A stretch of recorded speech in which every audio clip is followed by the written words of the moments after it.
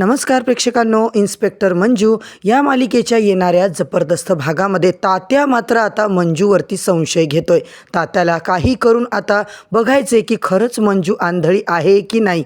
आत्तापर्यंत आपण बघितले प्रेक्षकांनो, सत्या मंजूचा जो काही प्लॅन चालू होता तो तर व्यवस्थितपणे वर्कआउट होत होता, परंतु आता तात्याला मात्र काहीतरी मोठा प्लॅन करायचा आहे. त्याने काहीतरी मोठा डाव आखलाय आणि हा प्लॅन कसा आता त्याचा धुळीला मिळवणारे आपली मंजू आणि त्या सगळ्या संकटातून सत्या कसा मंजूला वाचवणार आहे हेच आपल्याला आजच्या भागात पाहायला मिळणार आहे. होय प्रेक्षकांनो, इकडे मात्र आता मंजू तात्यांच्या घरात घुसली तर आहे. सगळीकडे CCTV वगैरे आहेत का चेक करते, परंतु तिला मात्र कुठंही काही सापडत नाही आहे. जेव्हा तात्या मात्र आता तिच्या घरात घुसायचा म्हणजे तिच्या रूममध्ये घुसायचा प्रयत्न करतायत, तेव्हा सत्या कसा आता तिला वाचवणार, सत्या आणि मंजूचा रोमांस तात्याच्या घरात कसा रंगणार. आणि पूर्वाला मात्र जेव्हा कळतंय की मंजू आता आपल्या माहेरी आली आहे, म्हणजेच डॅडी साहेबांच्या घरात ती आली आहे, तेव्हा पूर्वाचा मात्र प्रेक्षकांनो पूर्ण पारा चढलेला असतो.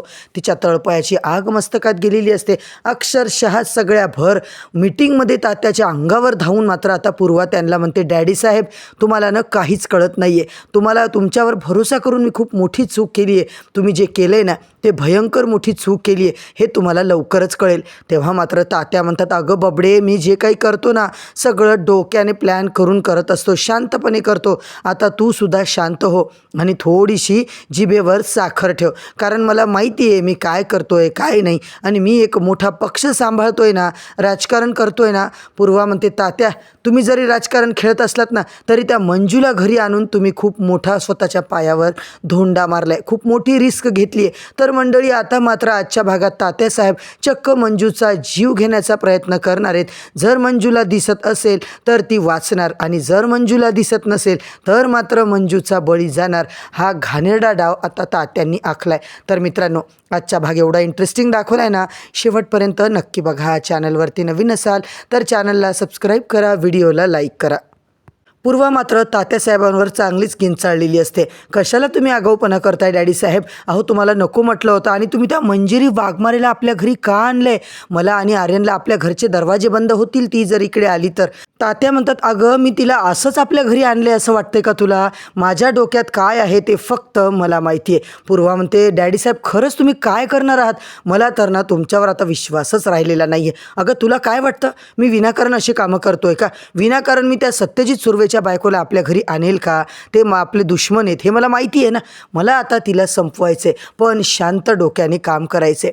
हे मात्र मी मंजूला जे घरी आणलंय ना ते मात्र खूप मोठ्या आता कारस्थानासाठी आणलंय.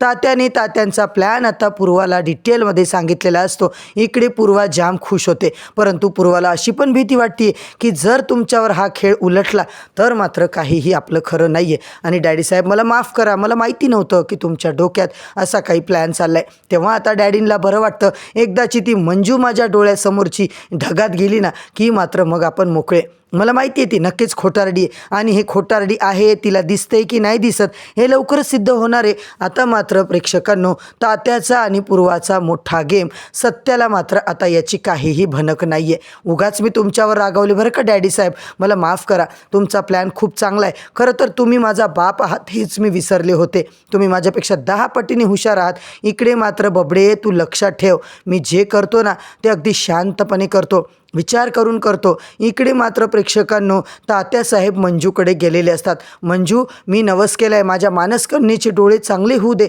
म्हणून मी शंभू महादेवाच्या मंदिरामध्ये जाऊन नवस बोललेलो आहो. आपल्यालाच काही करून मंदिरात जायचे, मंदिरात जाऊन तिकडे माझा नवस पूर्ण करायचा आहे. माझ्या लेकीला दिसलं पाहिजे, माझ्या लेकीच्या आयुष्यात सुख आलं पाहिजे. तेव्हा मात्र मला वाटतंय की आपण उद्या जायला पाहिजे. मंजू म्हणते, तात्या मला न बरं वाटत नाही आहे, जरा विकनेस वाटतोय, मला आता घरातच आराम करायचा आहे. तात्या म्हणतात, हेच तर चुकतंय ना मंजिरी तुझं, अगं जरा बाहेर पड, लोकांना भेट, लोकांना बोल, म्हणजे तुलाही बरं वाटेल.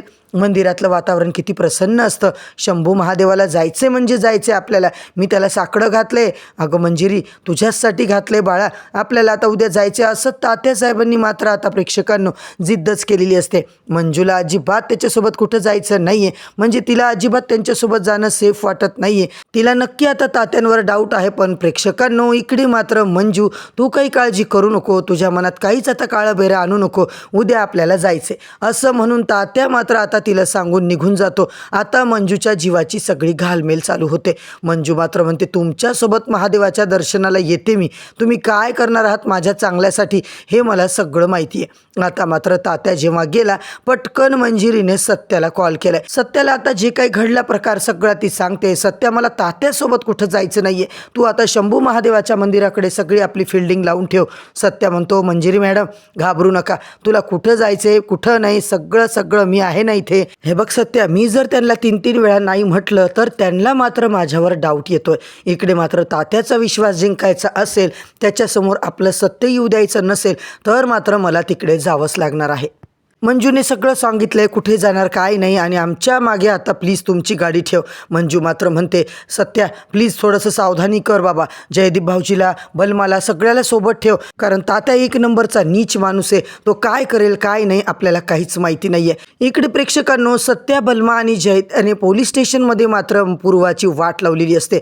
खोटे लोक पाठवून खोट्या केसेस तिच्यावर आता आमच्यावर झाल्या असं सांगून पूर्वाला उल्लू बनवण्याचं काम मात्र त्यांनी चांगल्या पद्धतीने केले. पूर्वा नुसती चिडलेली असते, तिला काही करून आता सत्याची वाट लावायची असते. इकडे मात्र सत्या आणि मंजू दोघांचं पूर्ण प्लॅन झालेला असतो. सत्या म्हणतो, वाघमारे मी बरोबर तुमच्या पाठीमागे तुमचा पाठलाग करतो आणि महादेवाच्या मंदिरात सुद्धा आपली माणसं आधीच पाठवून ठेवतो, तुम्ही अजिबात काळजी करू नका.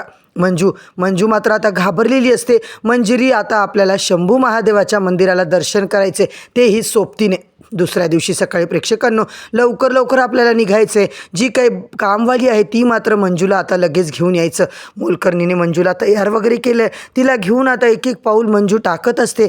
तेव्हा मात्र तिला आता खूप भीती वाटायला लागली, कारण तात्या काय 1 नंबरचा बदमाश माणूस आहे ते तिला पक्क माहिती असतं. आता तिला भीती वाटते की सत्या खरंच इकडे पोचला असेल की नाही, ती आता सगळा विचार करत असते. तेवढ्या तात्याने मात्र प्रेक्षकांनो एका मोठ्या ट्रकवाल्याला मंजूची सुपारी दिलेली असते. जेव्हा आम्ही मंजूकडे तिकडे म्हणजे मंजूला घेऊन येणार, तेव्हा मात्र तुला खूप भरधाव वेगाने मंजूच्या अंगावर ट्रक घालायचा आहे. प्रेक्षकांनो, इकडे मात्र मंजूला आता खरंच घाम फुटलेला असतो. मंजू जाऊन तात्याच्या गाडीत बसते. तात्याच्या गाडीत बसल्याच्या नंतर सारखं देवाचं नाव मात्र बिचारी वाघमारे घेते, सत्याचं नाव घेत असते. इकडे मात्र तिला काहीच समजत नाही आहे. खरं तर तिला सगळं दिसतंय. इकडे मात्र तात्या म्हणतात, मंजिरी बाळा चांगलं आहे ना, तुला दिसत नाही, पण आता हे कसं आहे, देवाला गेलं निसर्गामध्ये गेलं तर तुला चांगलं वाटेल असं म्हटल्यानंतर आता मात्र बघ वाघमारे, तुझ्यावर कसा मी सूड गवतो असं त्याच्या मनात चालूच असतं. इतका गोड तो बोलत असतो, परंतु मंजू मात्र पुरती घाबरलेली असते, कारण तात्या इतका गोड का बोलतोय. आता खरंच तिला मात्र त्या घरामध्ये पोलीसची गाडी येताना दिसते, तेही भवानीनगर पोलीस स्टेशनची गाडी. आता मात्र मंजूला पुरता डाऊट येतोय. तिला आता मोबाईलवर मेसेजही करता येत नाही आहे आणि काहीच करता येत नाही. मंजू मात्र घाबरली आहे. काहीतरी आता इकडे गाडीचा तात्याचा प्रॉब्लेम झाला आहे म्हणून गाडी त्यांनी थांबवली आहे. तेव्हा मात्र मंजूला कळतं की आता आपल्या जीवाचं काहीतरी बरं वाईट होणार आहे. तात्या म्हणतात, मंजिरी उतर, हे गाडीचं काहीतरी प्रॉब्लेम झाला आहे, आपल्याला दुसऱ्या गाडीत जावं लागेल. आणि हात धरून आता मंजूला ट्रक येण्याच्या रस्त्यावर त्याने उभं केलं आहे. मंजूला सगळं दिसतंय प्रेक्षकांनो. मागून मात्र सत्य येतो. वाघमारे तुम्ही काहीच काळजी करू नका, मी मात्र येऊन तुम्हाला वाचवतोय.